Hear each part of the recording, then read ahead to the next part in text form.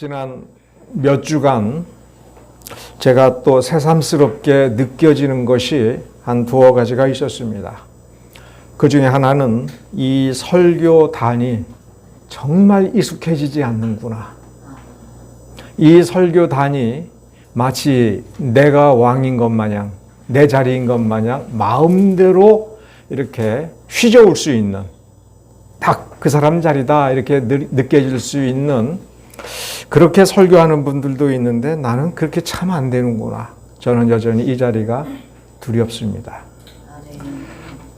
목사 안수 받은 지 대략 한 25년쯤 됐는데 여전히 제가 제일 싫어하는 말이 있습니다. 제자 훈련이라는 말입니다. 제자가 되어야 된다는 거 하고, 우리가 제자가 되어야 되니까 우리는 제자 훈련 받아야 되고, 우리는 얼마만큼 훈련 받았으며 이 땅에 있는 제자 훈련 프로그램 중에 제일 좋은 것들을 얼마나 많이 받았는가라고 하는 것이 과연 무엇을 보장하는가? 또한 제자 훈련의 결과로서 정말 하나님의 제자가 된 사람들이 얼마나 있는가? 수료증은 있고 아는 유명한 목사들은 많이 알게 된다 하더라도 정말 제자답게 사는 사람은 얼마나 되는가? 제일 중요한 건 하나님은 자기 제자, 자기 자녀를 어떻게 만드시는가? 예를 들면 이겁니다. 이 예배당, 하나님의 전은 유명한 말씀이 있죠. 내 집은 만인의 기도하는 집이다. 뭐 만민도 마찬가지입니다. 어디에 있는 말씀이에요? 이사야서에 있는 말씀이죠. 그런데 여러분, 그 문구 앞에 무슨 말이 있는지는 기억이 나십니까? 하나님께서 왜 그 말씀을 하셨는지 찾아보셨습니까? 예수님께서 예루살렘을, 성전을 바라보시면서 너희들은 내 아버지 집을 강도의 구려열로 만들었다라고 할 때에 그때 역시 하신 말씀이 내 아버지 집, 또 구약에 있는 그 말씀, 내 집은 만민의 기도하는 집이다라고 하는 그 말씀을 인용하셨을 때, 그런데 너희들은 강도의 구려열로 만들었다. 그럼 역시 다시 이사야 그 말씀으로 돌아가야 되는데 그 말씀을 왜 주셨는가? 성전을 왜 하나님께서 내 집이라고 하셨는가? 사람을 중시하지만 땅과 건물을 굉장히 칭찬하시고 이 집을 내 집이라고 부르겠다. 내 집이다. 이렇게 말씀하신 까닭은 무엇인가? 그 말씀을 보면 제자 훈련의 원리와 이게 딱 맞닿아 있는 말씀이 사실은 그 내용에 포함되어 있습니다. 하나님께서 이 예배당을 왜 내 집이다. 기도하는 집이니 너희들은 기도하라. 왜 그러셨는가? 내가 내 백성을 이끌어 모이게 하기 위하여 이 집을 내 집으로 삼았다라는 말씀이 거기에 나옵니다. 두 번째는 내 백성이 드리는 예배, 희생과 번제를 내가 기꺼이 받기 위하여 마련한 내 집이다. 그 말씀을 원래 그 뿌리를 찾아보면 예루살렘 성전을 낙성할 때에 낙성식을 마치고 돌아온 솔로몬에게 밤중에 환상 중에 나타나셔서 그 집이 어떤 집인가를 말씀하셨습니다. 내 백성이 내 얼굴을 찾는 곳이다. 그들이 죄를 짓고 방황하더라도 나를 기억하고 너희들이 이 집을 기억하여 회개하면 내가 다시 불러들이고 내가 고쳐줄 그 약속이 있는 집이다. 제자 훈련은 누가 시키는 거예요? 하나님이 시키는 겁니다. 그럼 누구 제자가 돼요? 하나님이에요. 자, 그럼 하나님께서 자기 제자 훈련을 하기 위하여 어떤 프로그램을 주셨습니까? 이 말씀을 주신 겁니다. 그러므로 성경책을 읽으면서 내 믿음이 세졌다라고 생각해서는 안 됩니다. 내 믿음이 세지는 것은 극히 작은 일부분입니다. 그런데 성경을 어떻게 읽어야 하나님의 제자 훈련의 그 텍스트가 되어서 나는 이 성경, 이 말씀을 통해서 참다운 제자가 되었다. 이렇게 하려면 우리가 무엇부터 배워야 됩니까? 그런 말 많이 들었죠. 학원 선생님이나 학교 선생님이 내가 너 딱 하고 다니는 꼴 보니까 너는 70점짜리야. 내가 딱 보니까 너는 지방대도 갈까 말까 하다. 뭘 보고 그런 말씀을 하십니까? 외모를 보면 안 된다고 하지만 하고 다니는 모습을 보면 그 사람이 어디에 정신을 두고 있는지가 보이죠. 그러니 이 1년 혹은 3년 혹은 10년에 걸쳐서 그가 노력을 해서 어디까지 이룰 수 있는지가 그 노력하는 모습에서 보이는 거죠. 숨길 수가 없는 겁니다. 그러면 제일 먼저 하나님의 자녀다운 자녀가 되고 제자다운 제자가 되려면 어떤 자세부터 바로 잡아야 되느냐? 하나님의 말씀을 읽는 법입니다. 하나님의 말씀을 읽는다라고 할 때는 그 말씀을 대하는 자세예요. 멋 모르고 성경을 읽을 때 정신이 번쩍 챙겨지면서 야, 이건 내가 정신 차려야겠다. 이거 이대로 살아서는 안 되겠구나. 왜? 하나님은 이렇게 판단하시는 분이구나. 이게 보여야 됩니다. 주식 투자했다 하면 날리는 사람들이 꼭 하는 얘기가 있고 시험 봤다 하면 떨어지는 사람이 꼭 하는 얘기가 있어요. 딱 집어주세요. 그것만 하면 됩니까? 어떤 사람이 와가지고 저한테 이런 질문한 것이 지금 한 30년이 넘었는데도 기억나는 게 있어요. 어떤 사람이 와가지고 딱 물어봅니다. 어떤 영어 문법책을 외우면 제가 영어를 잘할 수가 있겠습니까? 그래서 내가 이렇게 쳐다보다가 지금까지 뭘 공부하셨어요? 그러니까 성문종합영어는 제가 다 외웁니다. 그걸 어떻게 외우셨어요? 예, 새벽반 듣고요. 저녁반 듣고요. 여름방학 특강 다 들었습니다. 몇 번이나 들으셨어요? 모르겠어요. 한 4년 들었어요. 이 양반은 보니까 공무원이에요. 그렇게 살아오셨어요. 공무원은 어떻게 됐냐? 내가 물어보니까 하도 궁금해가지고 예, 저는 공부를 못하기 때문에 문제는 이해가 안 돼요. 그래서 무수히 시험을 봤습니다. 그러니까 예전에는 이번에 시험 보고 떨어지면 바로 주소지를 바꿔가지고 타 지역에서 가서 시험 볼 수가 있으니까 그렇게 해서 1년 12달을 시험을 봤습니다. 그런데 이 문제가 뭔 뜻인지는 모르지만 이제 보다 보니까 이제 문제가 내가 아는 문제가 나와. 근데 그 문제의 내용을 아는 게 아니라 몇 번이 답이라는 게 눈에 딱 보인다. 그래서 합격점 받아가지고 공무원이 됐는데 그런 식으로 공부를 하다 보니 영어가 안 되더라 이거예요. 그럼 뭐라고 대답을 하겠습니까 제가? 그런 식으로 해가지고 예를 들어서 영어로 된 영어 문법책을 이거 보라. 이거 정말 훌륭하다라고 해서 그거 다 외우면 영어가 되겠습니까? 차라리 드라마를 외우지. 그렇잖아요. 드라마를 눈으로 보면서 그 장면을 보고 이해하면서 거기서 나오는 영어를 하다 보면 아, 이런 말을 하면 사람들의 반응은 이렇게 나오는 거구나. 눈치를 보니까 배가 고프다고 하는구나. 그럼 그때는 이렇게 얘기하면 되겠구나. 그러면서 그 외운 걸 가지고 실제로 외국인을 만나 얘기하다 보면 이제 뭐가 느껴지는 게 있죠. 근데 문제는 그렇게 해서 영어를 굉장히 잘하는 사람들도 봤습니다. 그러니까 미국인하고 사는데 미국인보다도 농담을 더 잘하고 말싸움하고 그러는데 어느 날 와가지고 그렇게 얘기합니다. 신문 좀 읽을 줄 알면 좋겠다. 책은 도저히 안 된다. 같이 사는 자기 남편 한국에 왔으니까 좋은 직장에 파견 나와 근무하는데 아무리 물어봐도 못 가르쳐 주더라. 그 어디로부터 시작해야 돼요? 책 읽는 영어는 여러분 어떻게 시작해야 돼요? 학원 다녀야 돼요? 소용없어요. 뭘로 시작해야 돼요? 그냥 책으로 시작해야 돼요. 근데 책으로 하다가 보니 너무 어렵고 가슴이 터질 것 같고 머리가 터질 것 같으니까 포기를 하는 겁니다. 성경은요, 어떻게 해야 성경답게 알아요? 성경을 읽어야 됩니다. 읽으면서 고민을 해야 돼요. 어떤 때는 한 문장을 가지고 1년을 고민을 해야 돼요.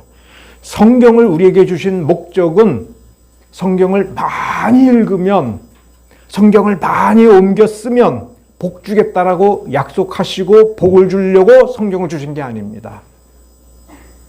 100번을 읽었느냐, 1000번을 읽었느냐, 성경 다 외웠느냐, 이게 아니죠.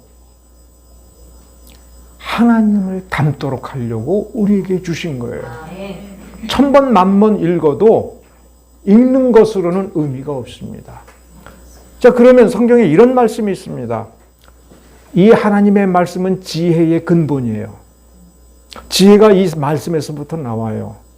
그러면 우리가 내가 성경을 얼마나 읽었는가? 좀 읽었다. 하루에 1시간씩 읽었다. 그러면 이제 그 다음 질문이 뭐가 되어야 되는지 알죠? 내가 지혜로워졌나? 지혜로워지지 않았으면 잘못 읽은 겁니다.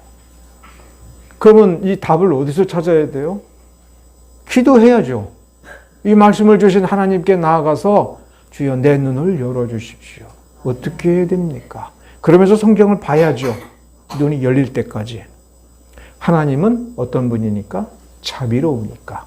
제가 이 말씀을 드리는 이유는 어쩌다가 보니까 베드로전서 1장부터 시작해가지고 제가 이걸 끊지를 못하고 계속 연거푸 이 말씀을 증거하는데 너무나도 중요한 말씀들이 계속 나오고 이 베드로의 통찰이 정말 심오하게 담긴 그런 말씀들이 자꾸 저의 눈을 끌어당기고 마음을 끌어당기고 함께 나누고 싶어하는 어떤 열정을 제 안에 계속 주시기 때문에 그렇습니다.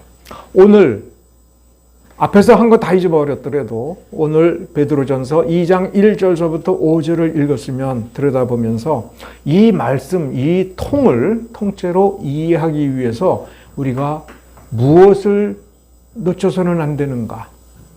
무엇을 놓쳐서는 안 되는가라고 하는 질문을 해도 잘 모르겠으면 어디 이상한 데가 없나? 내가 보기에. 뭐가 이상하다는 건 나의 상식과 논리에서 벗어나는 무언가가 있다는 거예요. 그게 3절입니다. 앞뒤 문맥을 읽어보면 3절은 우리의 상식으로는 이렇게 말하는 게 편해요.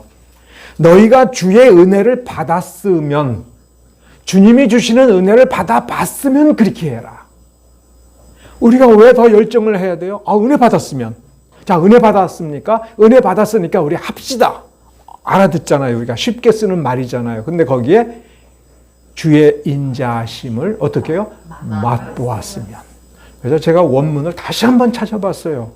이 맛보았다라는 말에 실제로 어떤 원문이 있는가? 정말로 맛보았으면이에요. 그러면 베드로가 은혜를 받았으면, 주의 인자하심을 베풀어 주셨는데 그걸 받았으면 이렇게 쓰지 않고 너희에게 내가 인자하심을 받아봤느냐? 이렇게 경험을 직접 물어보지 않고 경험 중에서도 아주 독특하게 너 맛보았느냐? 내 입을 열고 혀를 내밀어서 찍어 먹어 보았느냐? 이게 된장인지 고추장인지, 짜는 얼마나 짠지, 달콤해? 얼마나 달콤한지 내 혀로 조금 맛보았으면. 왜 맛보았느냐라는 말을 쓴 것을 다시 2절에 보면 갓난 아이들같이 순정하고 신령한 젖을 사모하라. 그러면 아기가 젖을 더 달라고 막 울부짖는 거예요. 갓난 아기가 젖이 고파서 울부짖으면 눈치 봅니까? 우리 어머니 나한테 이 가슴을 풀어서 젖을 주기에는 참 이게 품격 있는 장소인데 그럼 내가 참아야지. 집에 저녁에 들어가서 어머니 덜 피곤하고 이제 충분히 쉬신 다음에 그때 내가 사인을 주면서 제가 배고픈 걸 잊으셨습니까? 젖을 먹은 지 몇 시간이나 지났는지 한번 보세요. 자, 이제 생각이 돌아오셨습니까? 젖 주세요. 이렇게 합니까? 아기가 울기 시작하면 언제까지 웁니까?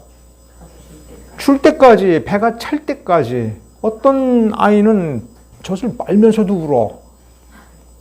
화가 난 거죠. 그런데 왜 그렇게 이 젖을 달라고 해야 되느냐 할 때 상식적으로는 배가 고프니까 그런가 보다 하면 3절에다가 너희가 배가 고프냐? 젖을 달래라. 이렇게 쓰는 게 상식인데 맛보았으면, 한 방울이라도 먹어봤으면 그 맛이 어떤 것인지 너희가 안다면 어떻게 하라? 그리하라. 자, 이렇게 쓰는 데는 이유가 있습니다. 이 베드로전서 2장 1절부터 5절을 볼 때 우리는 쭉 읽으면 다른 거는 놓치고 5절에 눈이 팍 꽂혀버려요. 너희도 산돌같이 신령한 집으로 세워질 거다. 그렇죠? 신령한 집으로, 내가 신령한 집으로, 하나님의 집으로, 예수 그리스도의 몸된 지체로 만들어질 거다. 이거 누가 작정한 겁니까? 예수님께서 작정하신 겁니다. 예수님께서 자원해서 그렇게 한 것이다라고 베드로전서 1장에 쓰고 있습니다. 예수님께서 왜 그렇게 하셨습니까? 하나님 아버지의 뜻이기 때문에. 그리고 그 계획하심은 이제 완전히 이루어졌다. 예수님께서 십자가에 달려 돌아가셨고 부활하심으로 말미암아 너희에게 산 소망이 있다라고 베드로전서 1장에서 말씀하셨어요. 그러니 너희들은 이 하나님의 작정하심과 하나님의 은혜로우심으로 말미암아 신령한 집으로 산돌과 같이 지어질 것이다라고 약속하셨으니 5절만 읽어보면 우리는 하나님의 주권하에 있고 신령한 능력을 입어서 우리는 완성될 것이다. 우리는 뭐만 기다리면 됩니까? 세상 멸망하거나 내가 죽을 날만 기다리면 돼요. 그래서 우리가 쉽게 이렇게 얘기합니다. 나는 지금 죽어도 천국 갈 소망이 있다. 내가 이렇게 실패해도 하나님은 나를 완성하실 것이다. 그러다가 또 실패를 하면 막 너무 속이 상하니까 차라리 지금 죽는 게 나은데 왜 나 안 불러가 주시나? 5절에 그런 약속이 있으니까 예수 그리스도로 말미암아 하나님이 기쁘시게 받으실 신령한 제사를 드릴 거룩한 제사장이 될지니라. 이 말을 어떻게 이해하기 쉽습니까? 될 거다. 걱정하지 마라. 이렇게 이해하기가 너무나도 쉽습니다. 그런데 우리가 4절 앞부분을 보셔야 됩니다. 너희가 거룩한 제사장이 될지니라 하는데 되기 위하여 무슨 일을 겪어야 될 것이냐? 사람에게는 버림받으었으나. 자, 예수님을 왜 언급했습니까? 베드로전서 1장을 보니까 너희들이 당할 운명에 대해서 이 소아시아 여기에 흩어질 나그네로서 한평생을 고통스럽게 살다가 핍박을 당하고, 근데 핍박을 왜 당합니까? 의를 행하기 때문에. 예수님이 어떤 분입니까? 죄가 없으시나 우리를 위하여, 우리를 구원하기 위하여. 지금 이 5절 말씀을 보면 우리를 신령한 집으로 완성해주고 하나님께서 기쁘시게 받으실 그런 제사를 드릴 만한 거룩하고 완전한 제사장으로 예수님을 세워주신 그 모형을 따라 우리도 그렇게 될 것이다. 이 소망의 근거가 어디에 있느냐? 예수 그리스도 안에 있고 하나님의 작정하심에 있다. 그런데 지금 너희들 어떻게 살고 있느냐? 고난을 받고 있다. 죄가 있느냐? 죄 없다. 착한 일을 하고 의로운 일을 하고 바르게 살고자 하나 너희들은 마치 소망이 없는 사람처럼 핍박을 받고 버림을 받는다. 그래서 사람에게는 버림바 되었으나. 그러면 다시 베드로전서 1장 1절과 2절을 놓고 보면 소아시아에 사는 이 신자들, 이 베드로전서를 처음 받고 베드로가 마음을 쏟으면서 이 말씀은 이 사람들에게 해주기를 하나님께서 원하시는구나 하면서 이 말씀을 기록을 해서 보내주어서 받은 그 최초의 독자들은 어떤 사람들이에요? 버림받은 사람들이에요. 이 말씀을 오늘날 우리에게 줄 때에 우리는 어떤 처지가 되어야 하나님의 거룩한 제사장이 될 수가 있다는 겁니까? 나는 예수 믿었으니 지금 죽어도 천국 간다. 내가 지금 죽어서 천국 갈 때에는 예수처럼 완전해진 상태로 하나님의 품에 안길 거다. 결론적으로 그 말이 맞습니다. 우리는 그렇게 될 겁니다. 그러나 이 땅에 살면서 우리의 심장이 그러한 확신을 가진 사람으로서 조금도 부족함이 없는 그러한 심장으로서 담대하게 고난 속에 뛰어드는가, 가난 속에 뛰어드는가, 내 모든 재산을 잃어버리고 고통을 당하면서도 내가 주의 뜻을 따라서 이렇게 사는 것이기 때문에 이 길은 당연히 내가 가야 될 길이다. 다른 사람의 문제가 아니다. 나에게 이렇게 살라고 하신다. 그렇게 받아들이라는 겁니다. 너희가 사람들한테 버림받는데 걱정할 것이 없다. 그건 당연한 거다. 왜? 예수님이 이 길을 가셨다. 그리고 너희들이 이 길을 가는 것은 하나님께서 작정하신 것이다. 그런데 우리가 정말 위로의 말씀은 1절 거기에 있습니다. 왜 이것이 위로가 되는지를 생각을 해봐야 됩니다. 하나님은 우리를 사랑하십니다. 그래서 우리 보고 아무 이유 없이 고난 받으러 가서 고난 받아라. 너 고난 받았니? 이렇게 물을 필요가 없다는 뜻으로 1절 쓰고 있습니다. 지금도 기억이 나는 것은 제가 교회를 다닌 지 얼마 안 되었을 때 이 구절을 읽으면서 정말 너무 고민하다가 친구들하고 이야기하다가 그때 목사님한테 가서 물어본 기억이 납니다. 고난을 받아야 된다는데 어떻게 해야 고난을 받습니까? 이 시대는 고난이 없는 시대 아닙니까? 이렇게 물었던 기억이 납니다. 근데 물을 필요가 없었던 거예요. 여기 써 있습니다. 1절에. 그런데 거기에 보면 일부러 고난을 찾아서 가라 이런 것이 없어요. 이건 아주 특별한 소명을 받은 사람에게만 해당이 되는 겁니다. 그래서 한국 교회의 신자들이 뭘 잘못하는 것 중에 하나가 뭐냐면 내 신앙생활의 모델을 목사한테 두는 겁니다. 저 목사님이 경건한 것만큼 나도 경건하겠다. 목사처럼 경건하면 안 됩니다. 그건 목사의 소명의 길을 가는 겁니다. 대부분의 사람들은 성도의 길을 가야 됩니다. 직장인의 길을 가야 됩니다. 좋은 아버지, 좋은 어머니가 되어야 됩니다. 존경받는 어머니가 되고 사랑스러운 아버지가 되어야 됩니다. 그런 길을 살 수 없는 사람이 목사입니다. 대부분의 목사님들은 가정을 잘 돌보지 못합니다. 근데 그걸 보고 가정 버리는 게 진짜 경건한 건 줄 알고 심지어 어떤 사람은 그렇게 얘기합니다. 내가 주님을 섬기려고 그렇게 정말 간절한데 남편 때문에 못해요. 저 인간 때문에 못해요. 그냥 이혼하고 싶어요.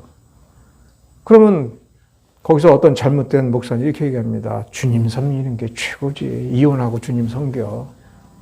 그래서 평신도인데 교회에서 전도사처럼 헌신하는 것을 보고 가족을 버리는 걸 보고 칭찬하는 경우가 있습니다. 예전에 주기철 목사님이 우리나라 신사참배 반대해서 고난을 받으시고 결국 돌아가신 분이지 않습니까? 그분이 신사참배 반대하다가 감옥에 가 있었어요. 제가 어떤 자료를 보니까 이런 내용이 나옵니다. 그리고 또 그분 세대에서 같이 그 교회에서 신앙생활을 했던 분의 후손을 또 어쩌다가 만나기도 했습니다. 이런 말을 해주셨어요. 그 장로님이 감옥을 찾아가셨습니다. 아니까. 주기철 목사님이 지금 무슨 고민을 할지 눈치챘으니까. 가서 장로님이 그렇게 말씀하셨답니다. 사모님하고 자녀들 걱정은 하지 마십시오. 그럼 무슨 소리입니까? 딱 거기까지 얘기하면 알아들을 사람 알아듣지 않습니까? 그러니까 목사의 위치와 성도의 위치가 다른 거예요. 그래서 장로가 되었으면 롤 모델을 누구로 삼아야 돼요? 훌륭한 장로가 롤 모델입니다. 집사가 됐으면 누가 롤 모델입니까? 훌륭한 집사입니다. 훌륭한 장로, 훌륭한 집사의 롤 모델을 어떻게 쓰고 있는지를 보십시오. 롤 모델은 저 사람이 완전하니까 저 사람하고 똑같이 돼야겠다. 저 사람 제자가 돼야겠다. 이게 아니에요. 나처럼 부족한 인간이고 나처럼 수많은 실수를 하는데 저 사람은 나보다도 이렇게 잘하는구나. 그럼 나도 저렇게 잘해야지 하는데 최종 도착 목적지는 디모데전서에 써 있습니다. 거기에 보면 신앙적으로나 뭘로나 아버지다운 아버지고 직장 상사다운 직장 상사고 따라서 사람다운 사람입니다. 사람이 뭐가 좋은 거예요? 사람답게 존경스럽고 자연스럽고 아름다운 사람 아닙니까? 아, 참 멋지게 산다, 행복하게 산다. 그 모습이 되어야 돼요. 일부러 고난이나 핍박을 찾는 게 아니라 1절을 보십시오. 뭐를 요구합니까? 모든 악독을 버리고 쾌유를 버리고 외식, 위선을 버리라는 얘기죠. 그리고 마음속에 시기와 모든 비방하는 말을 버리고, 그게 뭐예요? 나쁜 짓 하지 말라는 거 아닙니까? 나쁜 짓 하지 않는데 핍박을 받는 거, 그걸 얘기하는 겁니다. 일부러 찾아가는 게 아니라 내가 사람답게 똑바로 살되 인격적이고 존경받는 사람으로서 저 모습이 참 좋다라고 불신자들도 인정하는 그 모습으로 살려고 하는데 핍박이 주어지는 거예요. 그러면서 뭘 요구하는 겁니까? 너 착하게 살지 마. 너 그 자리에서 너의 권한을 조금 더 이렇게 법에서 조금 벗어나서 이렇게 하면 그 불법 탈법을 통해서 우리가 많은 이익을 얻을 것인데 그 이익을 나누자. 저 사람 어리석으니까 우리 같이 공모해가지고 저 사람 재산을 이렇게 하면은 우리가 많은 혜택을 우리가 빼앗아 올 거야. 이렇게 유혹할 때 그거 거절하라는 거예요. 나쁜 짓에 동참하지 아니했을 때 그 주변에 있는 나쁜 사람들이 미워하는 것, 그 미움을 감수하라. 이게 사람에게 버림받는 겁니다. 자, 모든 악독을 거절하고 모든 쾌유를 거절을 하고 위선을 거절하고, 그리고 이건 행동이잖아요. 바깥으로 펼쳐지는 겁니다. 악한 꾀를 내서 모의를 해서 누군가를 해롭게 하는, 외형적으로 뻗어나가는 겁니다. 근데 그렇게 뻗어나가는 그 사람의 속에는 뭐가 있어요? 시기가 있어요. 속에서부터 안이 꼬아가지고 약이 올라가지고 그것이 견디지 못해가지고 비방하는 말, 욕설. 근데 여기서 비방은 근거 없이 헐뜯는 겁니다. 저 사람이 잘못한 것이 이건 아쉬워 이렇게 얘기하는 게 아니라 잘못이 없는데 일부러 삐뚤어가지고 잘못이 있는 것처럼 이야기하고 승질 부리는 걸 얘기하는 겁니다. 나아가면 짜증 부리는 걸 얘기하는 거죠. 사람들에게 버림을 받아도 이것을 감수하는 쪽으로 가게 되는 우리의 힘이 어디서 나오느냐 할 때 내가 주의 인자하심을 맛보았느냐 이거예요. 그러면 우리는 흥미를 가지고 생각을 해봐야 돼요. 인자하심이 무엇인가? 인자함이라고 하는 건 어디서 나오나? 내가 인자하게 대해야겠지라고 하는 거는 세상 사람들이 나누는 교훈입니다. 성경을 읽어보면 갈라디아서의 성령의 열매에 인자함이 나옵니다. 물론 거기서는 다른 단어로 번역했습니다. 왜 다른 단어로 번역했냐면 그 뒤에 헬라어 원어에 양선, 선량하게 좋음이라는 말이 나오니까 인자함도 이게 원문에 보면 특히 NIV 영어 성경에 보면 good, 좋은, 착한이라는 뜻으로 번역이 돼요. 근데 뒤에 양선이라는 말이 나오니까 갈라디아서에서는 거기서 긍휼로 바꿉니다. 그럴 때 단어를 다르게 번역했구나가 아니라 성경 번역자들은 인자하다, 즉 친절하다라고 우리가 인식할 수 있는 그거, 너그럽다라고 인식할 수 있는 그 헬라어 단어와 긍휼을 거의 같은 단어라고 생각을 했구나. 그래서 문맥에 따라서 여기서는 인자라는 단어로 번역을 했고 갈라디아서에서는 긍휼. 그러면 주님께서 불쌍히 여기라라고 하는 이 말하고도 근본적으로는 같구나. 그러면 이거를 다 묶어서 내가 다른 사람들에게 베풀어지는 거를 사랑이다라는 말로 표현할 수 있구나. 그래서 믿음, 소망, 사랑이라고 할 때 그 사랑을 들여다보면 이런 부분들이 있는 겁니다. 자, 그러면 인자함이라는 게 굳이 구별을 해서 어떤 특성이 있는가를 생각해 보면 이거예요. 내가 다른 사람에게 잘 대해주는 거예요. 좋게 해주는 거예요. 그러니까 좋게 해주려면 그 사람이 불쌍한 사람이다, 어렵다, 애처롭게 느껴지는 그 마음이 있는 겁니다. 그런데 우리가 그거를 맛보았느냐고 물어보고 있어요, 성경은.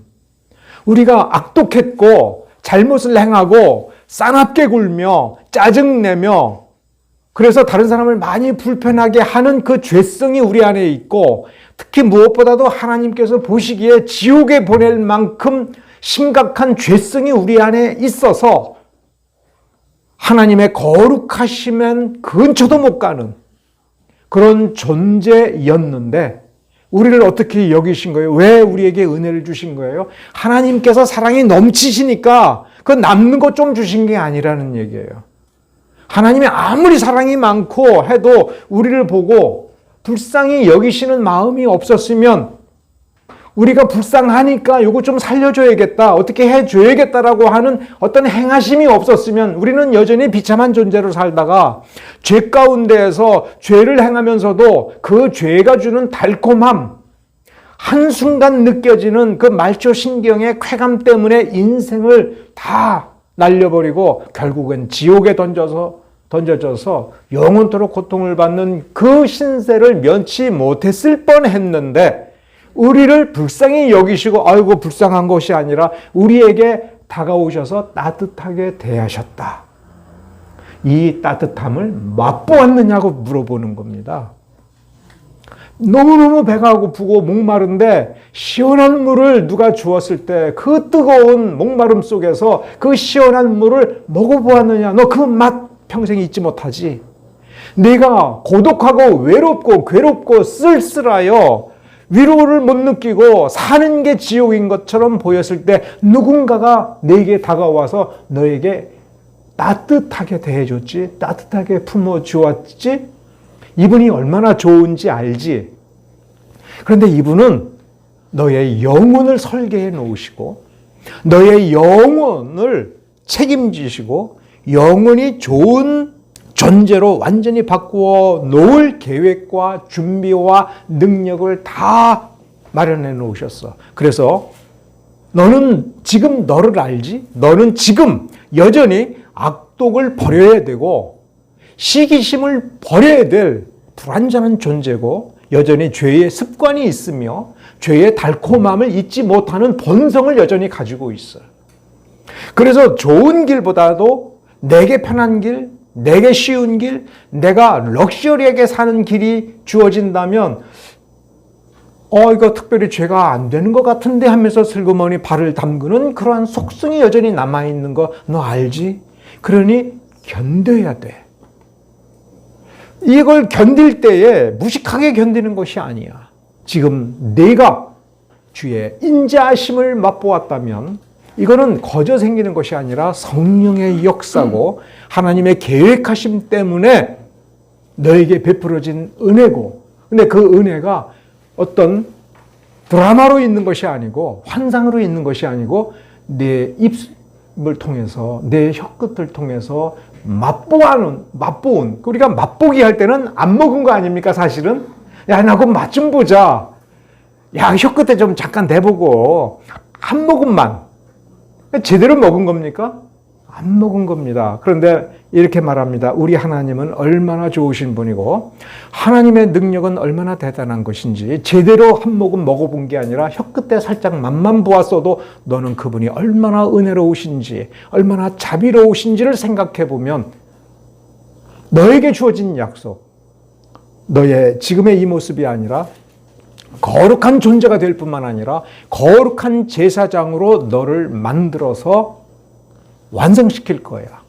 그런데 그 완성의 과정을 지금 이 땅에서 하나씩 이루어갈 때 얼마나 놀라운 것을 경험하게 될지. 하나님은 내가 죽은 뒤에 엄청난 축복을 주시는 능력이 있을 뿐만 아니라 지금 이 고난을 통해서 너의 본성을 버리고 길들여져서 하나님의 사람으로 만들어져 가는 과정에서 고난 속에서 열매처럼 귀한 은혜를 더욱 깊이 맛볼 것이다. 그거를 이 본문에서 약속해 주고 있습니다. 그래서 이 짧은 본문의 2절에서는 갓난아기라는 말로 설명합니다. 너희들의 지금 수준은 갓난아기와 같이 약하고 그래서 할 수 있는 일은 없다. 버둥거려 봐야 뭘 할 수 있느냐? 세상을 어떻게 바꿀 수 있느냐? 너를 어떻게 바꿀 수 있느냐? 못한다. 그러면 너는 지금 할 수 있는 일은 그 주의 인자하심을 맛본 것밖에 없다. 그러면 울어라. 울부짖어라. 우리 주님은 자비로우시다. 우리 주님은 인자하시다. 그러면 너에게 젖을 먹일 거다. 말씀을 주실 것이다. 그 발버둥이 뭡니까? 내가 알고 있는, 너 자신이 움켜쥐고 있는 악독을 버리라. 시기심을 버려라. 어떻게 그거를 이길 수 있습니까? 주의 말씀이 그렇게 역사할 거다. 이 역사를 경험하라. 이 역사를 조금이라도 맛보았다면, 이 역사를 조금이라도 경험했다면 소망을 품어라. 너희들은 거룩한 제사장이 될 것이다. 그런데 여기에는 저절로 될 것이라는 말이 아니죠. 젖을 빨아먹는 그거 최소한 요것만큼이라도 해봐라. 무슨 뜻입니까? 내 하나님은 자신의 독생자를 세상에 보내서 30년 동안을 준비하시고 3년 동안을 죽을 준비에 본격적으로 뛰어들면서 결국 십자가에 달려 죽으시는 수고를 했지 않았느냐. 지금 누구를 통해서 그거를 상기시킵니까? 베드로입니다. 예수님께서 십자가에 달려 죽으시겠다라고 몇 번을 가르치실 때에 정말 예수님이 죽으시려고 하는구나 이렇게 느꼈을 때 베드로가 어떻게 했습니까? 내가 주님을 지키겠습니다. 같이 죽겠습니다. 예수님을 잡으러 못된 사람들이 다가올 때에 베드로가 어떻게 했습니까? 칼을 뽑았죠. 싸우자. 그러자 주님께서는 타일렀습니다. 칼로 흥한 자는 칼로 망할 것이다. 왜 거기서 그런 말씀을 하셨습니까? 나는 세상을 이길 거다. 그러나 칼이 아니다. 사람의 도구가 아니다. 무엇으로? 하나님의 뜻을 바라보고 하나님의 능력을 의지하여 이 죽음의 길을 가서 생명으로 죽음을 이기겠다라고 하신 것이죠. 우리가 우리의 본성을 무슨 제도와 방법이나 약물이나 다른 어떤 인간 관계가 아니라 하나님이 주신 은혜를 맛보면, 내가 발버둥 치면 주님께서 나를 먹이시고 기르시고 이끄실 것이다. 우리는 무엇을 하면 됩니까? 우리 안에 있는 나의 시기심과 싸우고 나에게 주어지는 부정한 이익을 버리고 인자하심, 산상수훈에서도 그러죠. 우리가 주의 인자하심을 받기 위해서는 어떻게 해야 돼요? 우리가 주의 인자하심을 맛보았으면 불쌍히 여기고 긍휼히 여기는 자가 긍휼히 여김을 받을 것이다. 이렇게 축복을 약속하셨지 않습니까? 우리가 다른 사람에게 긍휼을 베풀 때는 내 부족한 존재에서 나오는 약간의 친절이지요. 그런데 주님께서 그 대가로 우리에게 어떤 긍휼하심을 베푸십니까? 거룩한 제사장으로 완성시켜 주시는 그것입니다. 우리야말로 진정한 성공적 투자를 약속받은 존재임을 여러분 기억하시기 바랍니다. 예수를 닮읍시다. 예수를 생각합시다. 성경을 읽으면서 예수님께서 자신의 어떤 면을 그 신비롭게 보여주려고 이 말씀을 주셨는가를 깊이 생각하고 깊이 이 말씀에 매달리면서 이 문자로 된 이 말씀을 정말 우리의 심령으로 쥐어짜서 여기서 무슨 젖 한 방울이 나오는 것처럼 그 나올 때까지 쥐어짜고 무엇보다도 이 말씀대로 합시다. 모든 악독을 버리라고 할 때에 정말 그 악독이라고 한 걸 뜯어내서 무언가 우리 이만큼 버렸습니다. 이렇게 무언가를 지적하면서 무언가를 달아서 이만큼 무게가 됩니다. 이것이 아니라 우리가 얼마나 절실하게 나를 바르게 하려고 바르게 살려고 애를 쓰느냐. 우리가 바르게 하려고 하기 때문에 바르게 되는 것이 아니라 주의 말씀에 순종하기 위하여 이 말씀을 가지고 애를 쓸 때에 주의 말씀이 정말로 우리 속에서 우리를 변화시키는 능력을 행할 것이라고 하는 것을 우리가 깨달아야 됩니다. 이 능력을 맛보시기 바랍니다. 이 말씀의 이 능력을 여러분의 능력으로 삼으시기를 바랍니다. 기도하겠습니다.